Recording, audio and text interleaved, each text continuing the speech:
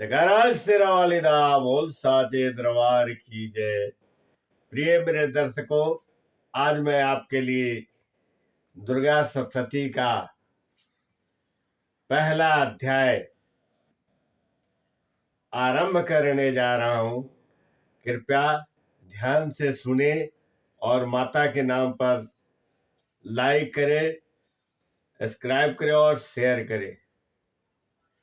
माता कुमाता नहीं होती, पूत कपूत हो जाता है। इसलिए माता का ध्यान। मैं 3 नेत्रों वाली दुर्गा देवी का ध्यान करता हूँ, जिनके श्री अंगों की शोभा विद्युत के समान है। वे सिंह के कंधे पर आरूढ़ और भयंकर प्रतीत होती है। उनकी सेवा में हाथों में तलवार और ढाल लिए अनेक कन्याएं खड़ी है। वे अपने हाथों में चक्र, गदा, तलवार, ढाल, बाण, धनुष, पाश और तर्जनी मुद्रा धारण किए हुए हैं। उनका स्वरूप अग्निमय है तथा उनके माथे पर चंद्रमा का मुकुट शोभ्यमान है।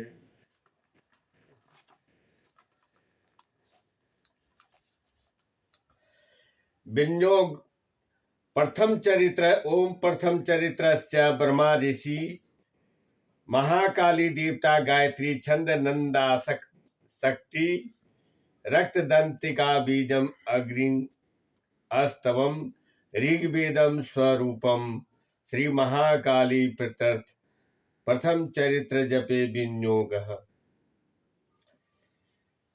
भगवान विष्णु के निद्रालीन हो जाने पर मधु और केटव का वध करने के लिए कमलोत्पन्न ब्रह्मा जी ने जिस शक्ति की स्तुति की थी, उन महाकाली देवी का मैं ध्यान करता हूँ, जिन्होंने अपने 10 हाथों में खड्ग, चक्र, गदा, धनुष, बाण, परेद, शूल, भुसुंडी, मस्तक और शंख धारण किए हुए हैं। उनके 3 नेत्र हैं। उनके समस्त अंग दिव्य आभूषणों से विभूषित एवं नीलमणि के सदृश कांतिवान है। उनके 10 मुख तथा 10 पांव हैं। ओम महामाया चंडिका देवी को नमस्कार है। मार्कंडे जी बोले, सूर्य के पुत्र सर्वाणी जो 8वें मनु कहलाते हैं, उनकी उत्पत्ति की कथा विस्तार से कहता हूं, सुनो। सूर्य पुत्र महाभाग सर्वाणी महामाया की अनुकंपा से जिस प्रकार मनवंतर के स्वामी हुए, वह प्रसंग सुनाता हूं। प्राचीन काल में बहुत पहले स्वारोचिस मनवंतर के चैत्र वंश में उत्पन्न सुरथ नाम के राजा थे। उनका समस्त भूमंडल पर अधिकार था। वह प्रजा का सगे पुत्रों की भांति पालन करते थे। तो भी कोलाविदवंशी नामक क्षत्रिय उनके शत्रु बन गए। प्रबल दंड नीतिवान वाले राजा सुरथ का उनके साथ युद्ध हुआ। यद्यपि कोलाविदवंशी संख्या में कम थे, तो भी राजा सुरथ युद्ध में उनसे परास्त हो गए। फिर भी वे युद्ध भूमि में अपने नगर को लौटकर केवल अपने नगर का राज करने लगे। परंतु वहां पर भी उन प्रबल शत्रुओं ने महाभाग सूरत पर आक्रमण कर दिया। दुर्बल हुए उस राजा का खजाना उसके दुष्ट, बलवान एवं दुरात्मा मंत्रियों ने छीन लिया। नष्ट प्रभु तत्व वाले चतुर राजा सूरथ शिकार के बहाने अकेले घोड़े पर चढ़कर घने जंगल को चले गए। वहां राजा ने शांत स्वभाव से युक्त हिंसक जीवों वाला तथा बहुत से युक्त शिष्यों से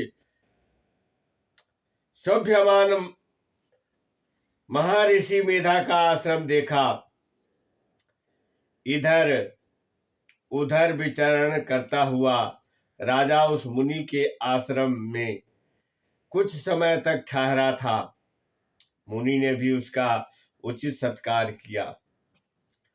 फिर ममता से आकृष्ट चित्त होकर राजा मन में सोचने लगा कि जिस नगर को मेरे पूर्वजों ने पाला अब वही मुझसे रहित है। मेरे दुराचारी भृत जन पता नहीं राज्य का धर्म पूर्वक पालन करते हैं या नहीं। सदैव मद से युक्त मेरा शूरवीर प्रधान हाथी अब शत्रुओं के अधीन होकर न जाने किन भोग को भोगता होगा। जो लोग मेरी कृपा धन तथा भोजन पाने की आकांक्षा से सदा मेरे पीछे पीछे चलते थे वे निश्चित ही अब दूसरे राजाओं का अनुसरण करते होंगे। व्ययशील स्वभाव वाले मेरे अनुचरों द्वारा निरंतर व्यय करने के कारण अत्यंत कष्ट से संग्रह किया हुआ मेरा खजाना खाली हो जाएगा। यह तथा और भी ऐसी कई बातें राजा निरंतर सोचते रहते थे। राजा ने विप्रवर मेधा के आश्रम के निकट एक वेश्य को देखा और पूछा कि तुम कौन हो और यहाँ आने का क्या कारण है और किस कारण तुम शोक से व्याकुल दिखाई पड़ते हो। राजा सूरत के वचन सुनकर वैश्य राजा से विनय पूर्वक बोला। वैश्य बोला, हे राजन, मैं धनको के कुल में उत्पन्न हुआ समाधि नामक वैश्य हूं। मेरे दुष्ट स्त्री पुत्रों ने तथा बंधुओं ने धन के लोभ में मेरा धन आदि छीनकर मुझे घर से निकाल दिया है। स्वजनों द्वारा निकाला हुआ मैं इस वन में आया हूँ और अपने पुत्रों के सुख दुख के विषय में कुछ भी नहीं जानता। यहाँ रहता हुआ भी मैं अपने परिवार संबंधी कोई समाचार नहीं पा सकता और वे घर में इस समय कुशल है अथवा उन्हें कोई कष्ट है। वे मेरे पुत्र कैसे हैं? क्या वे सदाचारी हैं या दुराचारी हो गए हैं? राजा ने पूछा, धन के लोभी जिन पुत्र स्त्री आदिकों ने तुम्हें घर से निकाल दिया उनके प्रति तुम्हारे चित्त में स्नेह क्यों है? वैश्य बोला, आप मेरे विषय में जैसी बात कहते हैं सब ठीक है, परंतु क्या करूं, मेरे मन में निष्ठुरता नहीं आती। जिन्होंने धन के लोभ में पड़कर पिता के प्रति स्नेह, पति के प्रति प्रेम एवं आत्मय जन के प्रति प्यार को छोड़कर मुझे घर से निकाल दिया है, उन्हीं के प्रति मेरे मन में इतना स्नेह है। महामते, गुण विहीन बंधुओं के प्रति जो मेरा चित्त इस प्रकार प्रेमासक्त हो रहा है, इस बात को जानता हुआ भी मैं जान नहीं पाता। उनके लिए दीर्घ सांसें ले रहा हूं और मेरा हृदय अत्यंत दुखित हो रहा है। क्या करूं? जिन लोगों में प्रेम का सर्वथा अभाव है उनके प्रति भी मेरा मन निष्ठुर नहीं हो पाता। मार्कंडे जी बोले, हे विप्र, इसके बाद वे दोनों राजा सूरत और समाधि नामक वैश्य साथ साथ मेधा मुनि के सामने उपस्थित हुए और न्याय अनुकूल यथा योग्य विनयपूर्ण अभिवादन करके बैठ गए तथा फिर राजा और वैश्य ने वार्तालाप शुरू किया। राजा बोला, भगवान, मैं आपसे एक बात चाहता हूं, उसे बताइए। मेरा मन अपने बस में न होने के कारण यह बात मुझे बहुत दुख देती है। जो राज्य मेरे हाथ से चला गया है, फिर भी राज्य एवं उसके संपूर्ण अंगों में मेरा ममता बनी हुई है। हे मुनि श्रेष्ठ, यह जानते हुए कि राज अब मेरा नहीं है, अज्ञानी की भांति मुझे उसके लिए दुख होता है। यह क्या है? और यह वेश्य भी घर से अपमानित होकर आया है। इसके स्त्री पुत्र और सेवकों ने इसे निकाल दिया है। आत्मयी बंधुओं द्वारा परित्यक्त होने पर भी यह वेश्य उनके प्रति अत्यंत हार्दिक स्नेह रखता है। इस प्रकार यह और मैं दोनों बहुत दुखी हैं। उनके दोषों को जानते हुए भी हम दोनों के मन में उनके प्रति ममता का आकर्षण पैदा हो रहा है। हे महाभाग, हम दोनों यह सब समझते हुए भी मोहग्रस्त क्यों हैं?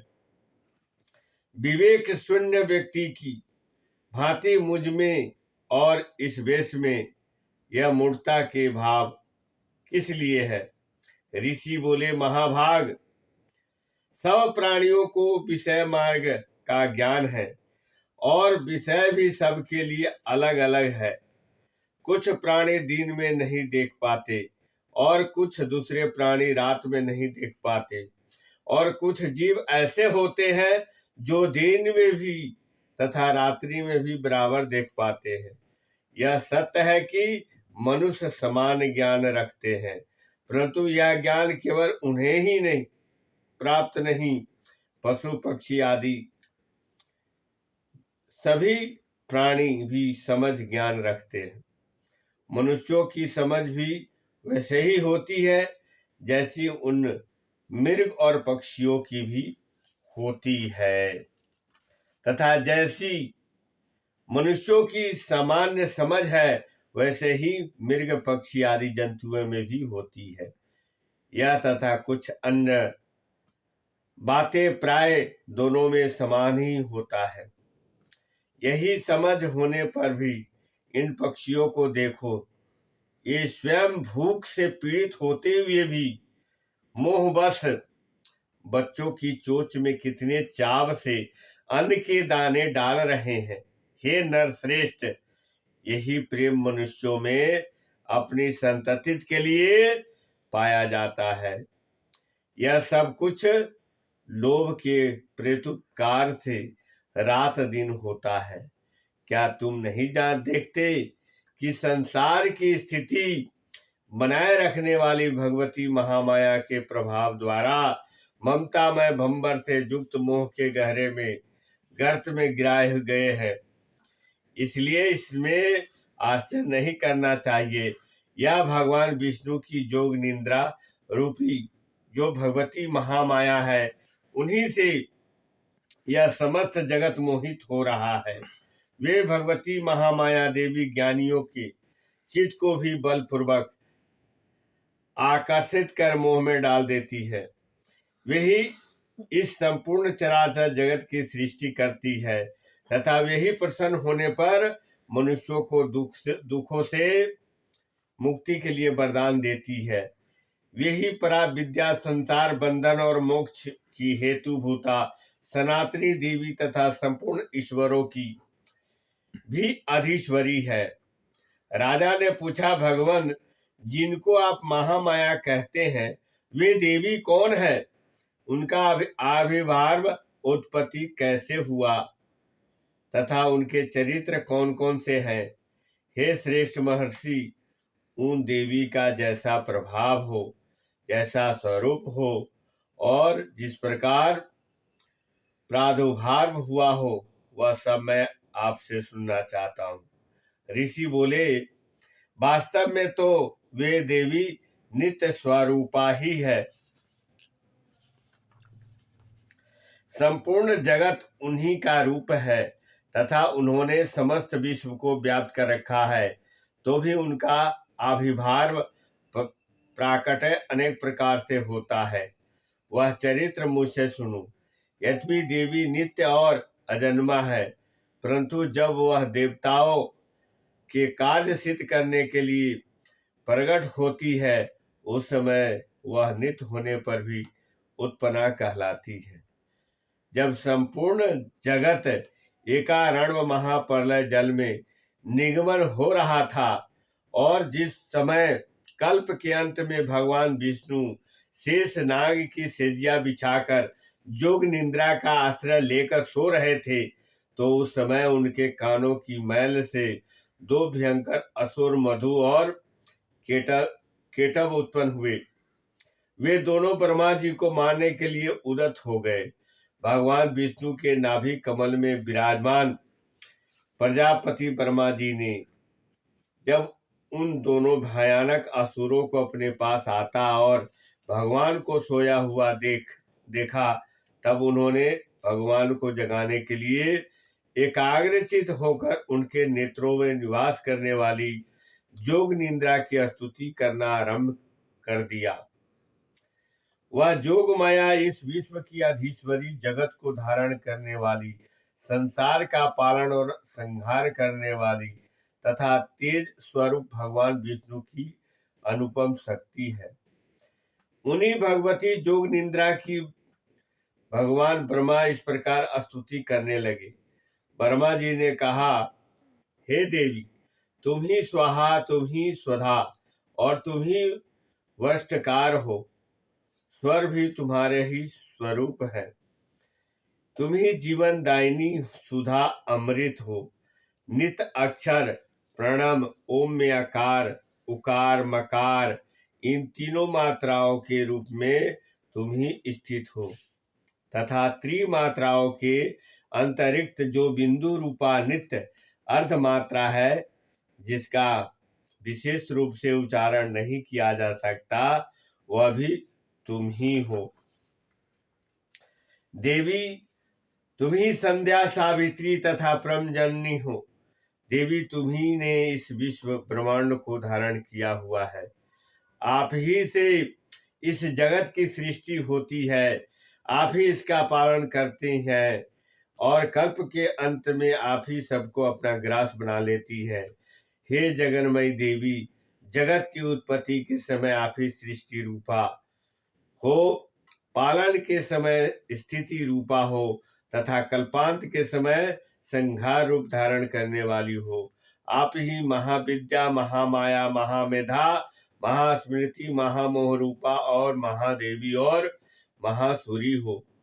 आप ही तीनों गुणों सत रज तम और को उत्पन्न करने वाली सबकी स्वप्रकृति हो।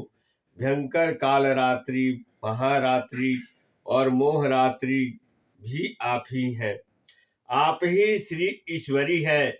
आप ही हिरिंग और बोध स्वरूपा बुद्धि हो। लज्जा, पुष्टि, तुष्टि, शांति और क्षमा रूप भी आप ही हो। आप खड्ग, शूल धारणी, घोर रूपा तथा गदा, चक्र, शंख और धनुष धारण करने वाली हो। बाण, भुसुंडी और परिध, ये भी आपके अस्त्र हैं। आप सौम्य और सौम्यतर हो तथा सभी सौम्य एवं सुंदर पदार्थों से अतीव सुंदरी हो।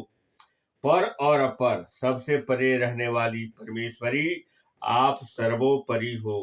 हे सर्वस्वरूपे देवी, कहीं भी जो कोई सत असत वस्तु है, उन सब में जो शक्ति है वह भी आप ही हैं। ऐसी अवस्था में आपकी क्या स्तुति हो सकती है? जो इस जगत की सृष्टि, पालन और संहार करते हैं, उन भगवान को भी जब आपने निद्रा के अधीन कर दिया है, तब आपकी स्तुति करने में यहाँ कौन समर्थ हो सकता है? मुझको, भगवान शंकर को तथा भगवान विष्णु को भी आपने ही शरीर धारण कराया है, अतः आपकी स्तुति करने की शक्ति किसमें है? देवी, आप तो अपने इन उदार प्रभावों से प्रशंसित हो। ये तो जो दोनों दुष्ट असुर मधु और केटव है, उनको मोह में डाल दो और जगदीश्वर भगवान विष्णु को शीघ्र ही जगा दो। साथ ही इनके भीतर इन दोनों भयानक असुरों को मार डालने की बुद्धि उत्पन्न कर दो। ऋषि बोले, हे राजन, जब ब्रह्मा जी ने वहां मधु और केटव को मारने के उद्देश्य से भगवान विष्णु को जगाने के लिए तमोगुण की अधिष्ठात्री देवी जोग निद्रा की इस प्रकार स्तुति की, तब वह भगवान के नेत्र, मुख, नासिका, बाहु, हृदय और वक्षस्थल से निकलकर अभक्त अजन्मा ब्रह्मा जी की दृष्टि के समक्ष खड़ी हो गई। जोग निद्रा से मुक्त होने पर जगत के स्वामी भगवान जनार्दन विष्णु उस एकारण के जल में शेषनाग की सेजिया से जाग उठे। फिर उन्होंने उन दोनों असुरों को देखा। वे दुरात्मा मधु और केटव अत्यंत बलवान तथा पराक्रमी और क्रोध से लाल आंखें किए ब्रह्मा जी को खा जाने का उद्योग कर रहे थे। तब भगवान विष्णु ने उठकर दोनों के साथ 5000 वर्षों तक केवल बाहुयुद्ध किया। वे दोनों भी अत्यंत बल के कारण उन्मत्त हो रहे थे। इधर महामाया ने भी उन्हें मुंह में डाल रखा था और इसलिए भगवान विष्णु से कहने लगे, हम आपकी वीरता से संतुष्ट हैं, तुम हम लोगों से कोई वर मांग लो। भगवान बोले, यदि तुम दोनों मुझ पर प्रसन्न हो तो अब मेरे हाथ से मारे जाओ, बस इतना ही मैंने वर मांगना है, अन्य दूसरे वर से क्या लाभ है।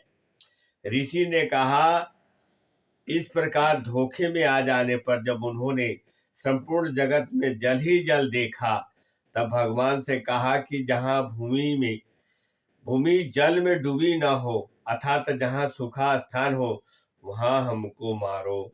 ऋषि बोले, शंख चक्र गदाधारी भगवान विष्णु ने ऐसा ही होगा कहकर अपनी जंघा पर उन दोनों के सिर चक्र से काट डाले। इस प्रकार ब्रह्मा जी से स्तुति किए जाने पर वह देवी महामाया स्वयं प्रकट हुई। अब मैं तुमसे उनके प्रभाव का वर्णन करता हूँ, सुनो। प्रेम से बोलिए जयकारा शेरा वाली दा बोल साचे दरबार की जय। अध्याय संपूर्ण हुआ। जय माता दी। जय।